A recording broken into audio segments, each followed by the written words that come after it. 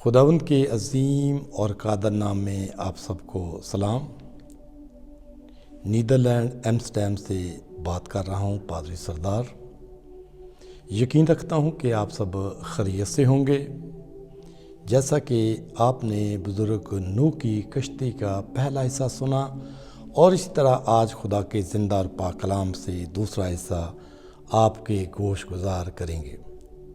میرے عزیز بہنوں اور بھائیوں، پہلے حصے میں نے بتایا تھا کہ پوری کائنات کے اندر تمام درندے پرندے چپاہے بین انسان اس دنیا سے مٹ گیا، لیکن جو کشتی کے اندر بزرگ نوح اور اس کی بیوی اور پھر اس کے بیٹے، اس کے بیٹوں کی بیوییں، تمام درندے پرندے چپاہے جوڑا جوڑا اور پاک جانوروں کے ساتھ نر تھے۔ آج خدا کا کلام اسی سلسلے میں آگے دوسرا حصہ آپ کے گوش گزار کرنے کو ہوں۔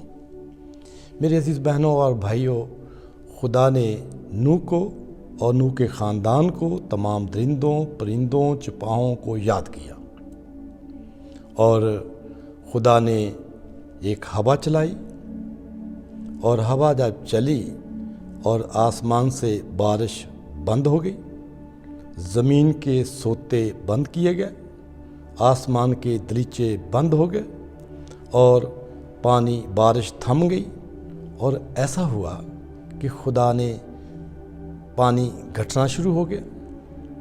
پانی گھٹتے گھٹتے 150 دن تک پانی گھٹتا رہا، اور پھر خدا نے جب پانی گھٹنا شروع ہو گیا، اور پھر 7ویں مہینے کی 17 تاریخ کو کشتی جو تھی عرارات کے پہاڑوں پر ٹک گئی، پہاڑوں کی چوٹیاں نظر آنا شروع ہو گئی۔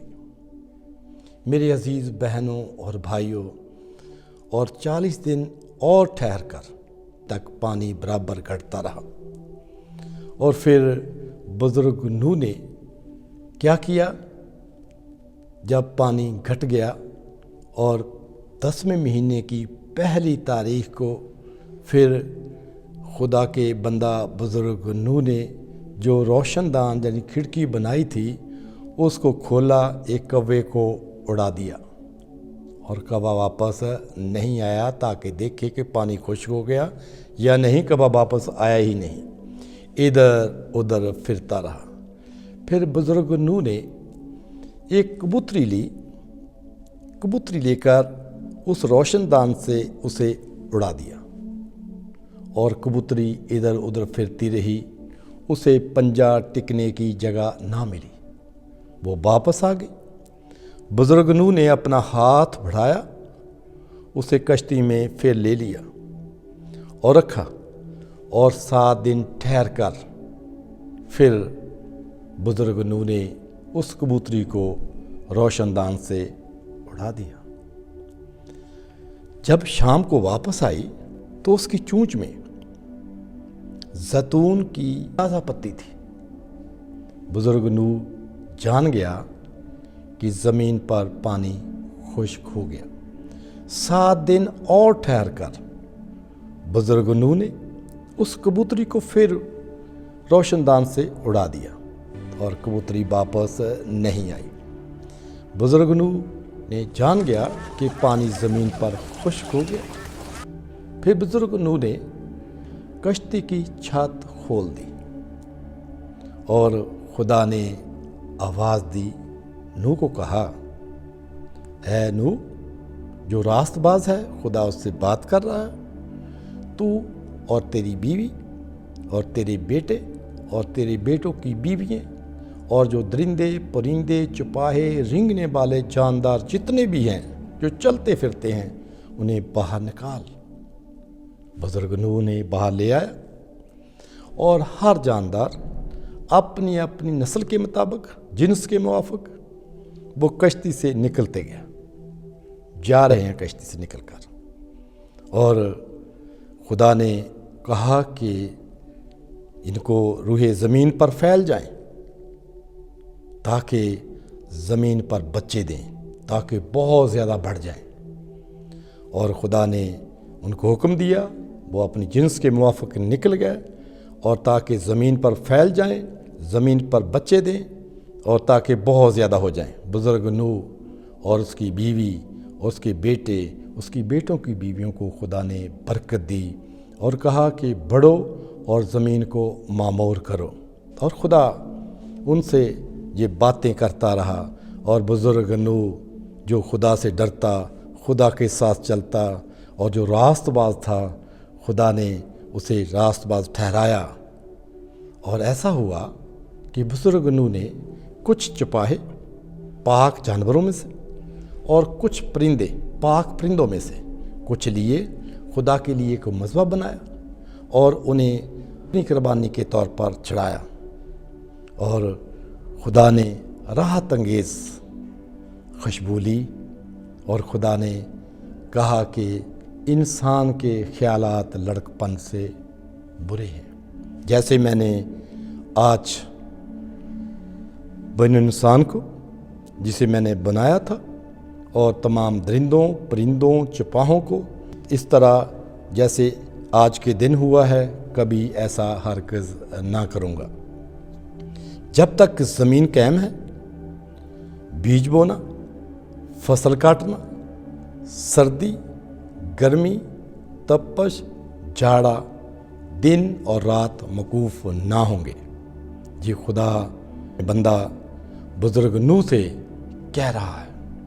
میرے عزیز بہنوں اور بھائیوں، خدا یہ کہہ کر خدا ایک معاہدہ کرتا ہے، ایگریمنٹ کرتا ہے۔ کیا کرتا ہے؟ ایگریمنٹ انسان اور تمام جاندار، تمام پرندے درندے چپاہوں کے ساتھ، کہ جیسے اس طرح میں نے پوری روح زمین سے انسان، حیوان، پرندے درندے چپاہوں کو ختم کیا ہے، ایسا ہرگز نہ کروں گا۔ خدا نے کہا کہ یہ بھی تو بشر ہے۔ پھر خدا نے کیا کیا؟ خدا نے کہا کہ میرے اور تمہارے درمیان ایک عہد ہوگا۔ جب بادل آئیں گے زمین پر بارش برسانے کے لیے، تو ایک میرا کمان نظر آئے گی بادلوں میں۔ وہ میرا عہد ہوگا کہ مجھے یاد ہوگا، آپ کو یاد ہوگا کہ میں نے تمہارے ساتھ کلام میں وعدہ کیا ہے کہ پھر میں بنی انسان کو روح زمین سے پانی سے ہلاک نہ کروں گا۔ کلام میں اقدس یہ بتاتا ہے کہ راست باز کے بارے میں ہے، راست باز بچ جائیں گے۔ اور اسی طرح کلام مقدس میں لکھا ہے، راست بازی کو ڈھونڈو، راست بازی کو تلاش کرو۔ خدا کا کلام بارہ بار راست بازوں کے بارے میں کہہ رہا ہے۔ ہمیں اپنی زندگیوں پر غور کرنا چاہیے۔ کیا ہم اس دنیا میں رہتے ہوئے، بے دین دنیا میں رہتے ہوئے، افراتفری ہے، گمراہی ہے، خود غرضی ہے، میرے عزیزو، کیا ہم کبھی سوچا ہے کتنا ہم خدا سے دور ہیں؟ کیا خدا سے نزدیک آنے کے لیے ہمیں توبہ کی ضرورت نہیں؟ کیا ہمیں نہیں چاہیے کہ ہم خدا کے راست باز بندوں میں شامل ہو جائیں؟ جیسے بزرگ نوح نے 120 سال کے اندر کشتی کو بنایا، اور لوگ دیکھ رہے تھے، لوگ کھاتے پیتے تھے، بیاہ شادی کرتے تھے، لیکن راست باز بزرگ نوح کے علاوہ اور اس کے خاندان کے علاوہ اور کوئی خدا کے پاس نہ آیا۔ خدا نے موقع دیا، 120 سال کا موقع تھا توبہ کرنے کا، لیکن ان لوگوں نے توبہ نہ کی۔